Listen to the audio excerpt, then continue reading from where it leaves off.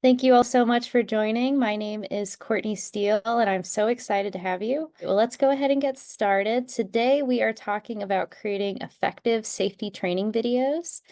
I think we all know why safety is important, but how do we do it? How do we tackle it? And how do we use training videos to do that? That's really what we're going to focus on today. Before we jump in, we'll just do some brief introductions. My name is Courtney Steele. I'm based out of Central Michigan. I am the Director of Marketing and Communications with DPOW. And Julie? I'm Julie Ketchum. I'm an account executive here with DPOW. I'm located in Tampa, Florida. It's a pleasure to be with you guys today. Awesome. All right, we're going to jump in. So workplace safety, it is a need to have. It's not a nice to have. It's not a luxury, it's a necessity. It's 100% everyone's responsibility, not just the responsibility of someone with safety in their title. It's something that we can't take for granted, and it needs to be top of mind for literally any process that we do in our day-to-day work. Before we jump in further, I'd just love to do a quick poll. Yeah, we're all friends here. So everybody join in. Courtney's going to throw up a poll and just give us some anonymous feedback there. How many days has it been? Nope. The first, let's find out, what is your safety training, your current process? Are you showing in a classroom setting? Is it more of job shadowing on the job training? Do you use PowerPoint? Do you deliver it through an LMS platform or SharePoint, or are you using third-party video? Looks like we have some answers coming in already. Great. It's hard to pick a top choice. That we've got some leading LMS, classroom, on the job. All right, 86% have answered, 90%.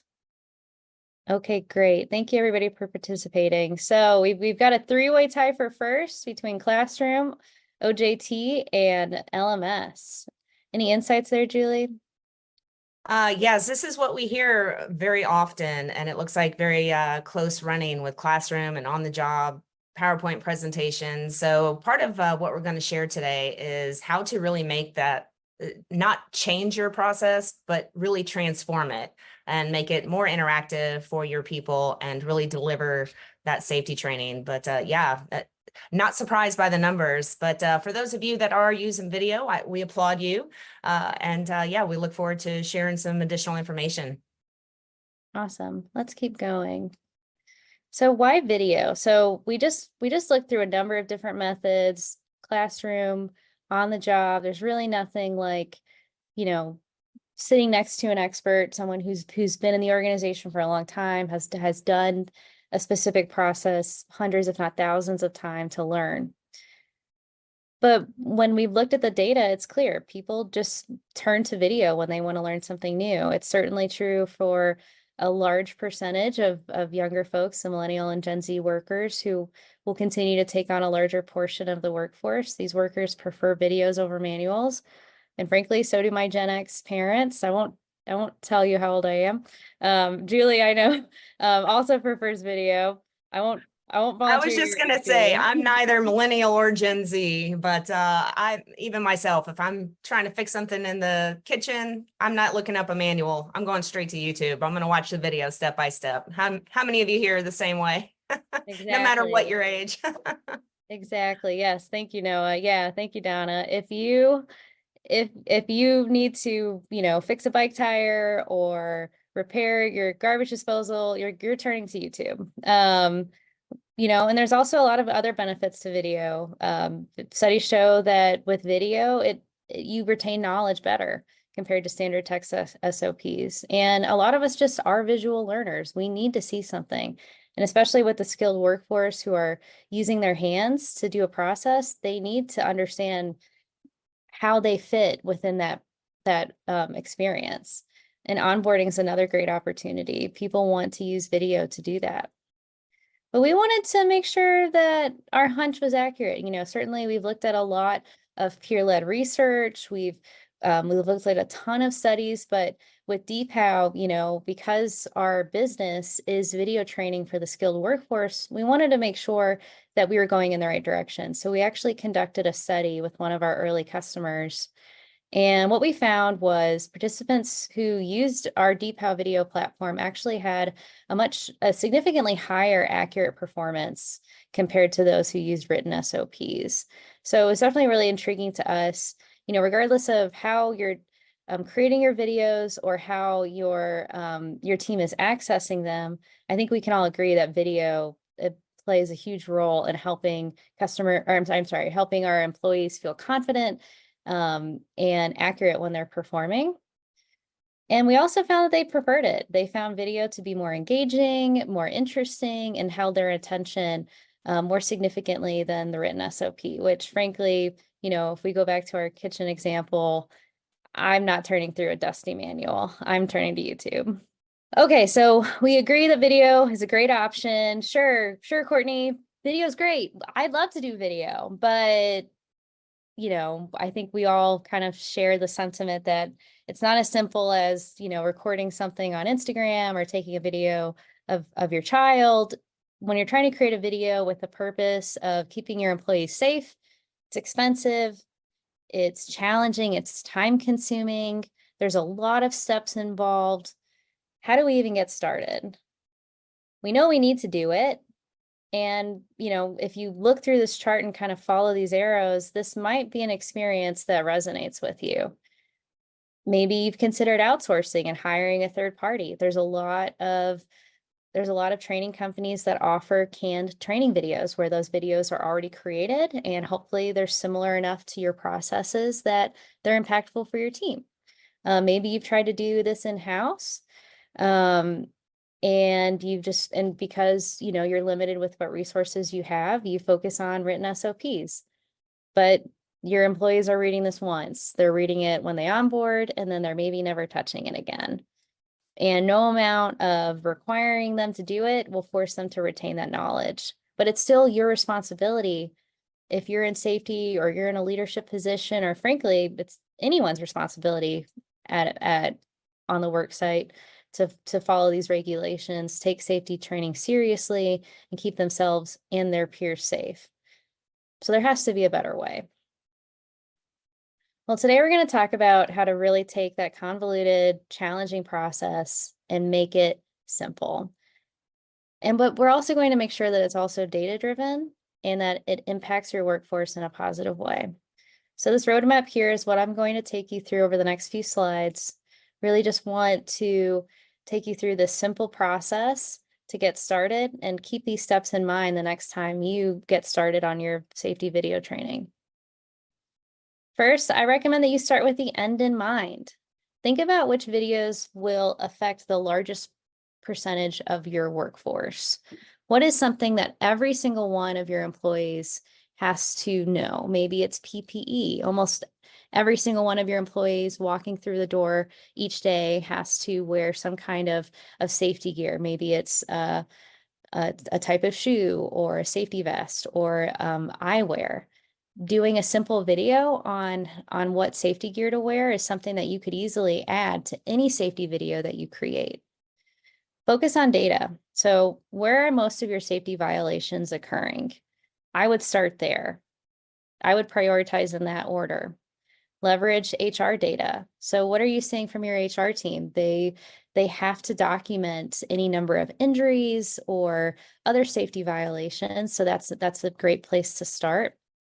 And finally, ask your employees, create ways for them to tell you where they think safety needs to start.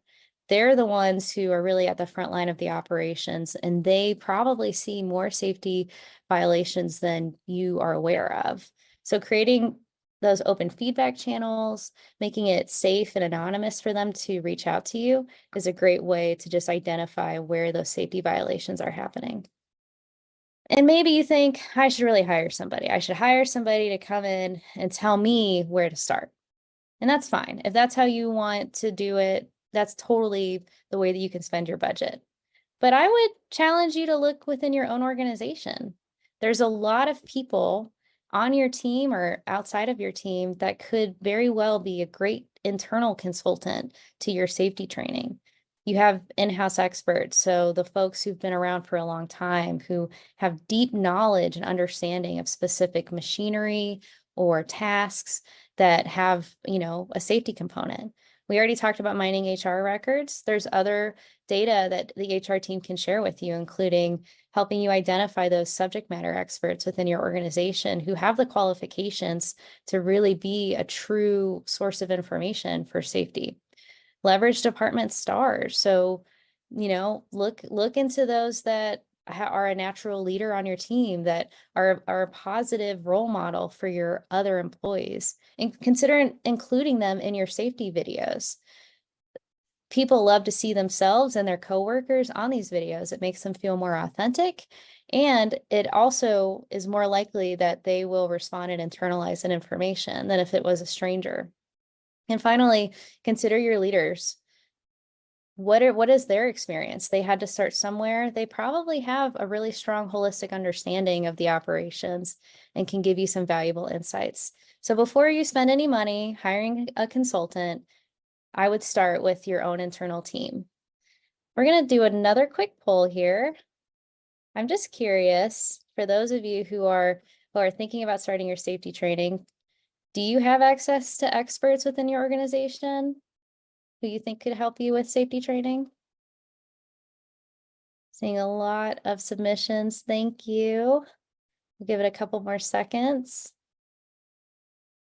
Awesome. Thank you all so much. So it looks like over 85% of our participants today do feel they have access to experts within the organization. We got a couple of folks who said no or aren't sure. So definitely a good place to start.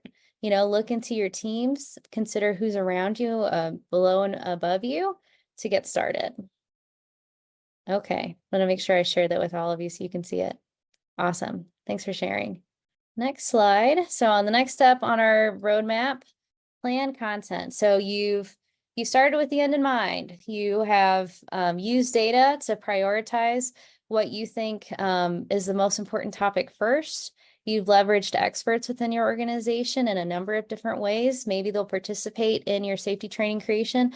Maybe they're just giving you insights on the process or where you should start first. Either way, before you hit record, you need a plan.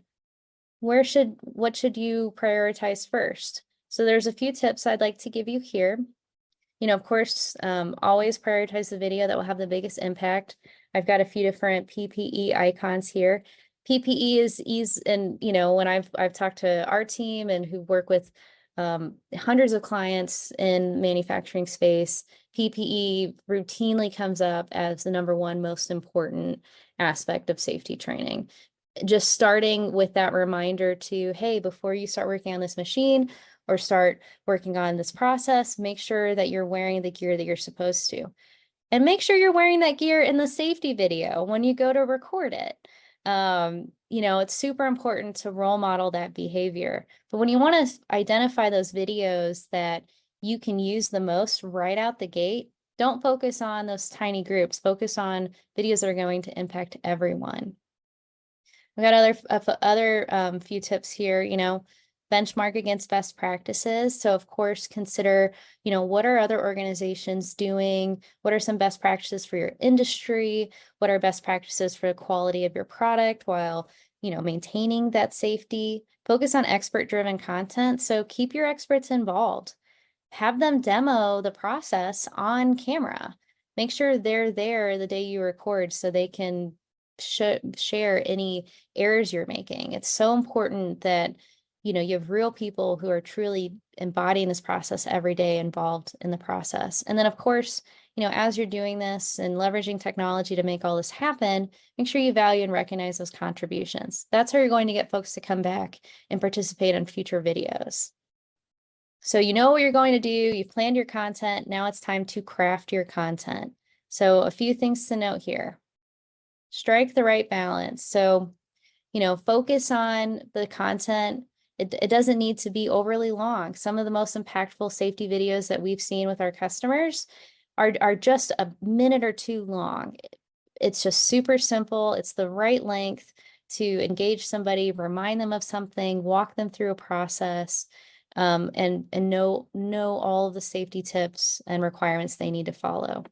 When you're getting ready to record, choose a location that really accurately represents the actual work environment.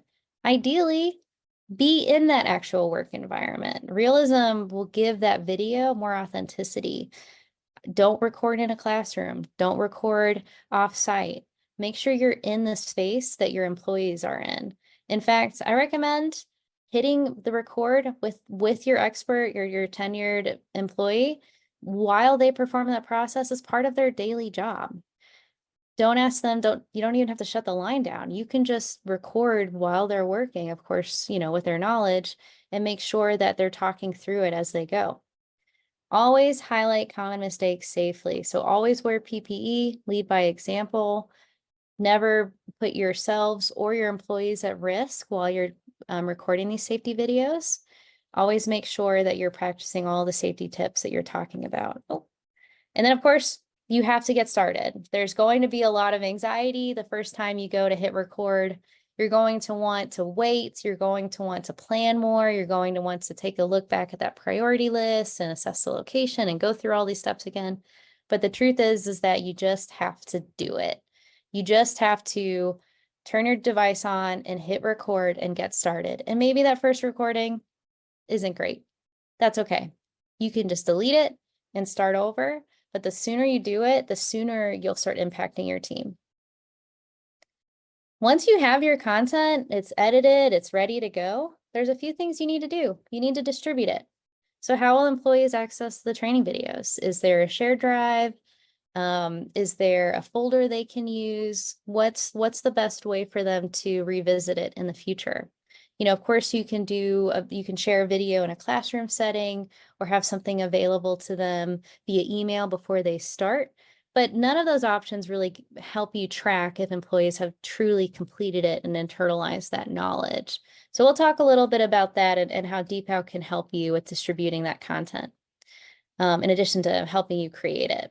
And then finally, make sure you keep it up to date. The truth is that safety, while it's constant and a requirement that we all have to follow, it is also evolving constantly. New regulations are coming out as you're developing new products or installing new machines.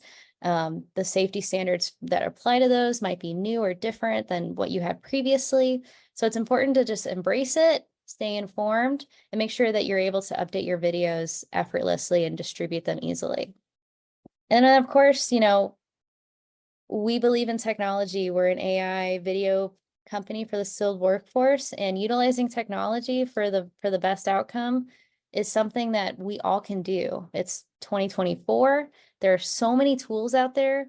You're probably overwhelmed by the options. I know sometimes I am too, but there's so much value to be gained here, and the best time to start is now. It's really all about helping people unlock their greatest versions of themselves. It's not about, making it more difficult or creating something that people have to learn. It's really about helping them grow and progress in their own careers and while they're being safe along the way. So, definitely prioritize technology tools that include intuitive editing, makes it easy. They don't require folks to have a broadcasting degree to edit the video. Seek out technologies that are all-in-one solutions. Make sure you're getting everything you need. You have to record, edit, and distribute all in one platform. There are platforms out there that do that.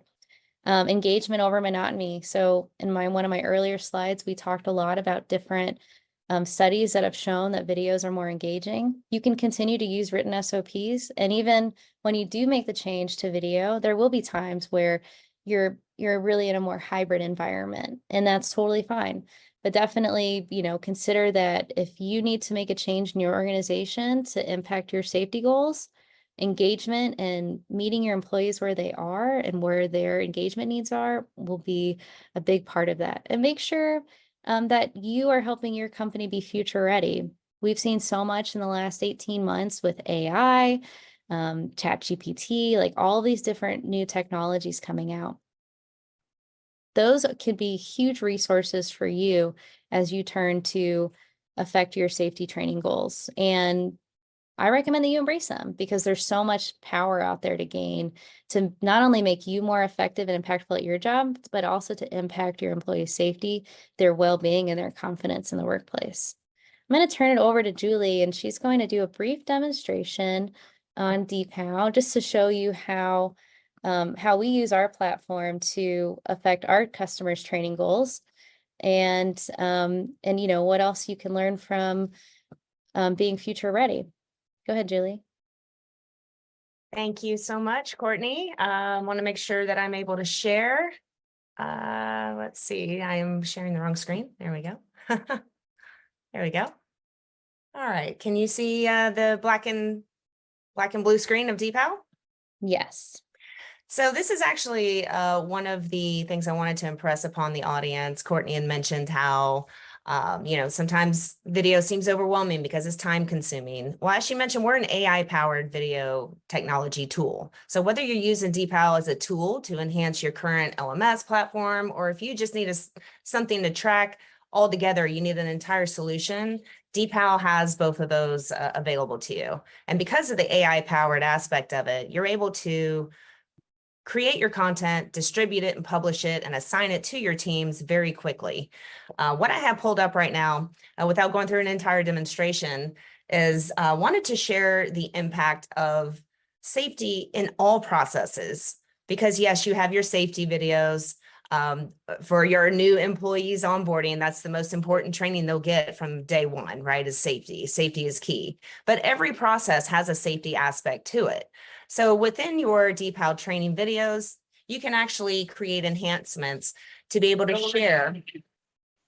For example, in this video, this gentleman is talking about, you know, fixing or changing a filter, but you also need to remind them of the safety aspect of it, PPE, like non-slip shoes.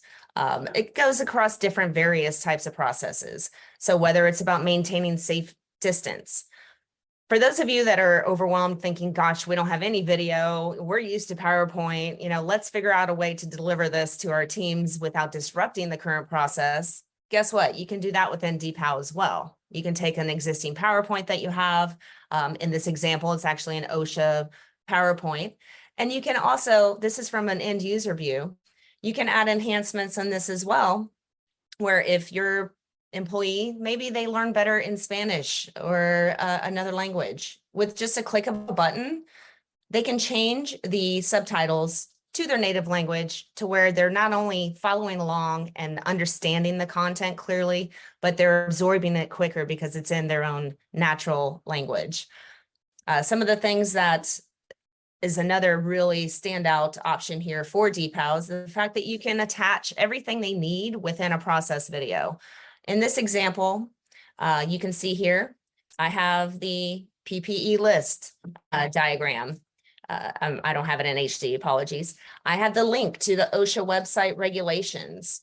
So all of this can be accessed from your end user, the entire presentation, all within one spot. That way they're not going back and forth. They're not looking for their PPE list, or, you know, perhaps they want to reference the rules, regulations, or look up the whistleblower guidelines for OSHA. All can sit within your training videos. And we really help you, walk you through the process of how to convert your training without disrupting the entire process. Based on what you're currently doing. And a lot of you said you're utilizing Classroom. Some of you PowerPoint, some of you have LMS shared training, where not sure how easy that is to navigate, but I know from my experience of SharePoint, trying to find training at the time of need or particular information is a nightmare. The search functionality is not that impactful. So that's another thing you also deliver to your teams through DPOW is that search function. It's quick and easy to find something just based on a keyword. So, you know, that's just a high level overview of how to incorporate your safety messaging within your process videos, on top of doing your regular safety training, which can be scheduled as well in advance through DPOW. So if you want to learn more, we'll share with you at the end how to accomplish that. Awesome. Thank you, Julie. Bruce, I see you have your hand up. I've unmuted you if you'd like to share or ask a question. Can you hear me? Yes. Hi, Bruce. How do you guys track training when it comes to DPOW training? That is a great question, Bruce. So within your DPOW platform, your admins who are actually submitting the training have access to a skills matrix page. So you can track that by team, by individual. And not only can you see the training that they've completed, but there's also a way to attach certifications. So let's say you have training that has to be signed off by supervisor, or there's a certificate of completion that is assigned to it. You'll see that under your skills matrix, denoted by this little blue ribbon mark here. Why is that cool and important? Because if you have somebody on your line that's certified in doing a task and they're out that day, with one quick click of a button in DeepHow, you can scan across and see who else is certified in that same skill to be able to fill that position. It also helps you track when their annual training is due, things of that sort. But there's a further insight as well. You can actually see the progress of the training that you've assigned to your teams with the denoted percentage mark here. For example, new onboarded employees. If you have 10 new employees that are onboarded, 8 of them are about 50% or more through their training, but you've got 2 that are less than 10. It's a little bit of an insight red flag for you, gives you that opportunity to have that touch, find out, hey, what's going on? You know, perhaps that's, you'll know sooner rather than later if it's not a good fit for them, or if, you know, perhaps they need additional information. Did that help answer your question, Bruce? We do have many other different aspects on the analytics here, but I just wanted to give a high level overview for you. Yeah, no, that's great. I love DeepHow. It's just, that's one thing that I didn't know was possible if it was new, or I also know that you can export a table out now. So a lot of good upgrades. Awesome. We love hearing that feedback. As an agile software company, we're always adding new features, including text to speech for those of you that are new on. So yeah, we're excited to share that. Go ahead, Courtney. Sorry. Oh, no, I was just thanking Bruce for the question. Any other questions, Bruce, or insights you'd like to share? No, we are actually going to have a DeepHow training for our entire plant next week. And one thing that we like to do with DeepHow videos is, like when we do the fab area, we make sure that it's just kind of a quick tip that whenever you do a video, you put fab first instead of the name of the machine. So when you search for it, it pulls up all the videos in fab. That's brilliant. I love that. We're making the search work for you. And for those of you so new to much. DeepHow, this is the search functionality Bruce was referring to. So your end users have the ability to do a search, and the AI will actually look up the videos based on that search functionality. And if it's in the title, it'll pull up first. But being an AI-backed powered platform, even if it's not in the title, or to Bruce's point, categorized in that way, the AI will actually scan all the videos that are accessible to the employee within their workspace and offer up suggestions based on that keyword, and even giving them the opportunity to hover over it and get a little preview. Taking off. Yeah, I love that it automatically transcribes every video, so it's able to search the full body of content. So if you're trying to do something specific, you can't remember what the video is called, that shouldn't stop you from finding the piece of knowledge that you need. And honestly, this page really reminds me of some of the streaming sites that we all like to watch our favorite shows through. So, you know, I think from an end user standpoint, it's really intuitive to hop in and start looking for videos. Any other questions? I see a few come in. Can DeepHow content be integrated as part of any LMS system? So I know Sarah's typing an answer, but I'll go ahead and share one live as well. There are lots of integrations with DeepHow with LMS systems. I can't say 100% yes, any LMS system, but we have had many successful integrations with a number of LMS systems on the market. And we're also open to developing unique integrations for your organization if that's a requirement. And then, is there a way to look for content through all workspaces or only in specific workspaces? Can you help us out there, Julie? I'm sorry, repeat the question, Courtney, about Yeah. specific workspaces. Yes. Is there a way to look for content through all workspaces or only in specific workspaces? That's a great question. So you can see the workspaces down here at the bottom. If you wanted to search within a workspace, yes, you can actually open up that workspace and then search through the workspace itself. And there's also a way to save favorites. So you can not only save favorite workflows, so that might be training that you're accessing over and over again, but you can also save favorite workspaces as well. Awesome. Thank you, Julie. And then I think something else to note for those who aren't using DeepHow today, it's also possible to make workspaces private. So maybe there's workflows that you only want certain folks to see. Maybe you're including training that's on, HR related topics, or you want to use DeepHow for more than just hands-on type processes. It's easy to toggle that privacy on and off to make sure that only the right audience is viewing it. And then Paula had another question there. Julie, how do you search network-wide, not just specific workspaces? So the search function by default will actually search across workspaces. So if you'll notice when I am typing in a keyword, oops, let me go back. Actually, I want to share something with you on the categories. So to Bruce's point, and he had mentioned earlier about titling it with a particular subcategory, we've also added these category tags. So you can also input your different categories. So you can search for line, you can search for machines, just as I'm doing here. But by default, when you do a search on the home page here, it will search all of the workspaces that contain that keyword search.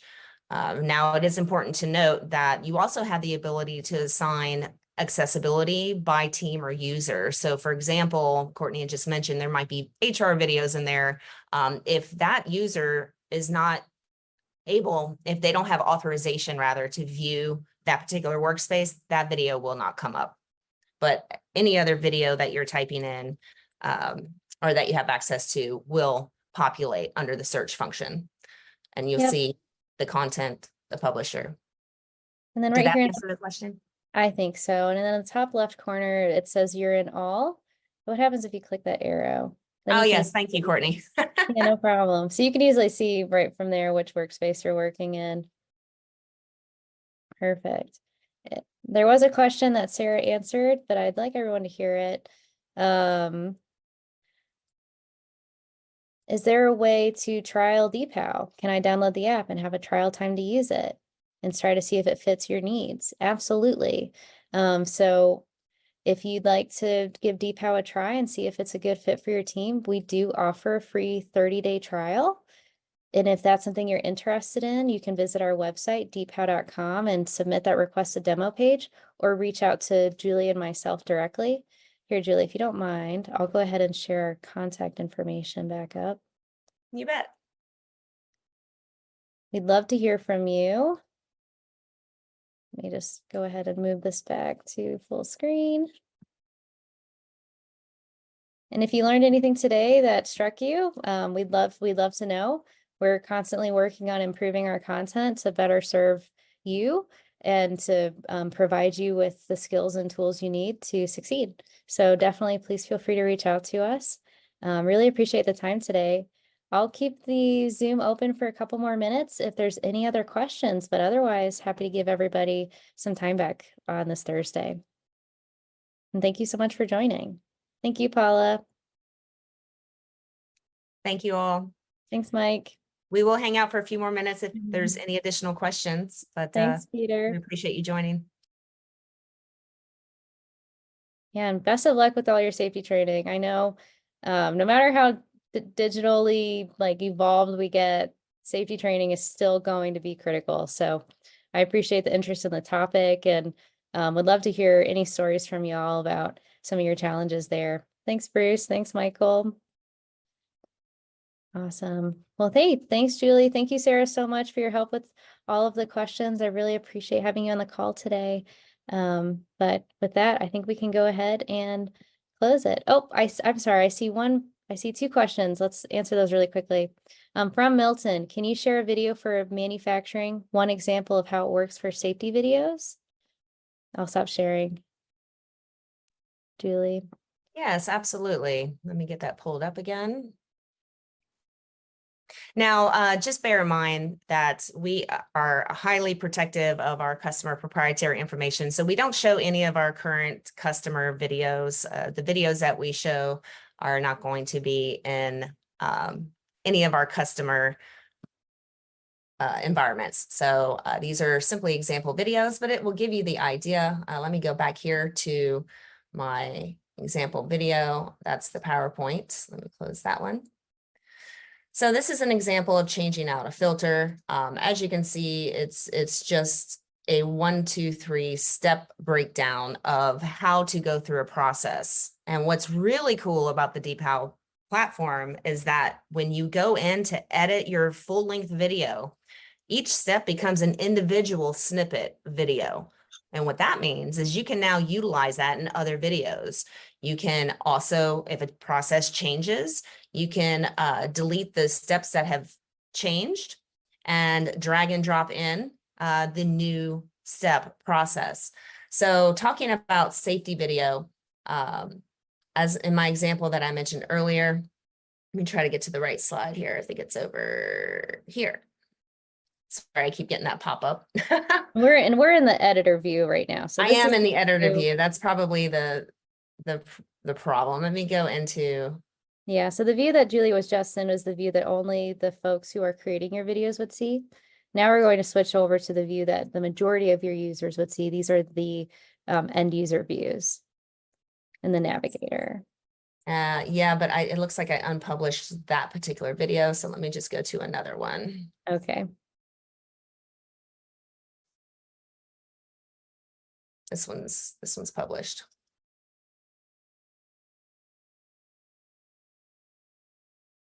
Turn the volume down. Okay, so what we're doing today is we are going to be setting the compressor on our vending machines. So as you can see, you can follow along in the closed captions. You have your different steps here. So if you do need to skip to a particular step, you can easily do that on the right. Courtney had also mentioned the feedback option. So if you do have training that's embedded within your SOP and maybe it's not clear enough, or perhaps there's a feedback of, hey, I watched this video. I'll give you an example. One of our customers has what they call the don't let go video. And in that annotation of the video, they actually embed on the annotation constantly during that whole time, do not let go, because that's a safety issue. And in a written SOP, it might say don't let go at the beginning of the process. But the key is throughout that entire 4 to 5 minutes of completing that particular task, they have to continually hold on to this particular piece. So that's where the annotations within the video really come into play, because you can really highlight the things that aren't being spoken necessarily, or that you really need to reinforce throughout the video. And I'm so sorry, I don't have the actual safety video pulled up that I wanted to show you. No, and I appreciate the offer, Chris. Around. I know, and Chris Hagel on the Q&A offered to share one of their videos, but I'd hate to accidentally show anything else on the screen. But I really appreciate it, Chris. Yeah, we're highly protective of proprietary information. So that's something even myself as a DeepHow employee, I can't access any of our DeepHow customer videos. So we just show examples of the concept. All right. Well, hey, thank you all so much for the engaging questions. I really appreciate that. If there's any other questions, we'll give it about another minute or two. Otherwise, of course, if you're interested in learning more about DeepHow, like I shared, you can visit us on our website at deephow.com. We have a lot of great resources. We actually just relaunched this website about 3 weeks ago with plenty of new engaging content for you. So you can view it here. You can check out more about the product, various use cases. Of course, we have a page on safety. Just, talking through the reason why it's important. And then, of course, some customer testimonials as well, if you'd like to read stories from some of our current customers on how they've been impacted by DeepHow. And then we publish thought leadership on our blog frequently. So definitely that's something that you can take advantage of. But yeah, thank you all so much for the time. I really appreciate you spending this 45 minutes with us. I know how valuable your time is, so it means a lot to me and Julie that that you gave us that today. I hope you have a great rest of your week and stay warm out there for those of you not in Tampa. Julie's in Tampa, so I'm just giving her some hard times. Don't rub All it right. in.